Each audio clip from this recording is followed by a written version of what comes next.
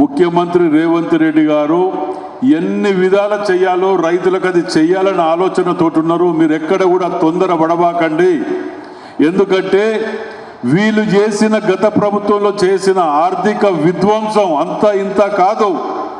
దోసుక తిన్నది లక్షల కోట్ల దోసుక తిన్న భారం చేయబట్టి 2 రోజులు వెనుక ముందు కూడా మీ సమస్యలన్నీ పరిష్కారం అయితే ఆర్టీసీది కాలేదా, ఉద్యోగులది కాలేదా, రైతులను వదిలిపెట్టుకుంటారా?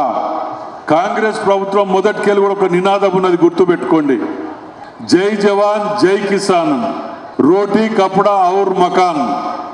ఇది కాంగ్రెస్ పార్టీ సిద్ధాంతం. ఎన్నడూ కూడా రైతులను మోసం చేసే చరిత్ర లేదు. కానీ ఈ ఆర్థిక విధ్వంసం వలన కొన్ని రోజులు వెనుక ముందు అవుతున్నది. నిజంగా మేము అడగాలంటే మేము అడగలేమా? 10 ఏళ్ళు చేశారు కదా మీరు. 3 ఎకరాలు ఇచ్చిండ్రా? కేజీ టు పీజీ ఇచ్చిండ్రా? ఏమిచ్చిన ఇంటికో ఉద్యోగం అన్నారు ఇచ్చిండ్రా?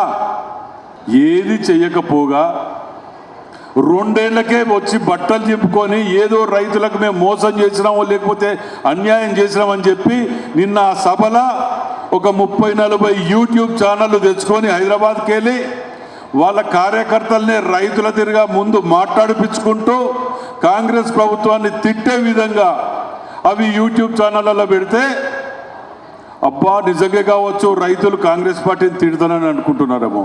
గుండె మీద చేసుకొని ఆలోచన చెయ్యండి. 2 ఏళ్లలో మేము ఇంత చేయగలిగిన వాళ్ళం. 2.5 ఏళ్లలో ఇంకా 2.5 ఏళ్లలో తప్పకుండా ముఖ్యమంత్రి రేవంత్ రెడ్డి గారు, తుమ్మల నాగేశ్వరరావు గారు మంత్రి గారు 100% రైతులది ఎక్కడ కూడా ఇబ్బంది లేకుండా చేస్తారనే పూర్తి నమ్మకం మాకున్నది.